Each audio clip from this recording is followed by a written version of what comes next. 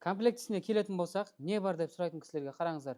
Сверло по металлам, по деревам, мына жақта гибкий валы бар. Гибкий осыны насадкасы, яғни қол жетпейтін жерлер болса, осы насадканы пайдаланса болады. Одан бөлек мына жақта бізде биталары, головкалары, переходнигі. Так, головкалардың размерлеріне келетін болсақ, 21, 19, 18, 17 және де 14. Бұл ходовой головкалар болып саналады. Осымен қоса екі аккумуляторы жүреді. Зарядный устройствосы, ремешогы және де гайковертіміздің өзі. Ал енді машинаның дөңгелегін қалай шешеміз, сіздерге көрсететін боламыз. Міне, осы қолымызда тұрған гайковертпен осы дөңгелек шешетін боламыз. Қараңыздар, бұл жерде шаң басып жатыр, ешқандай шешілмеген. Ал енді көреміз. Кеттік. Міне, шешілді. Міне, шешілді.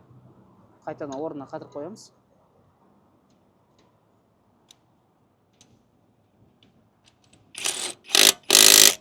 Міне, мынаны да шешіп көрсетейін.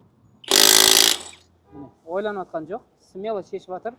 Бұл бізде кроссовер, яғни жеңіл автокөліктердің дөңгелектерін смело шешіп береді сіздерге. Ешқашан қорықпаңыздар, тапсырыс берсеңіздер болады. АДК.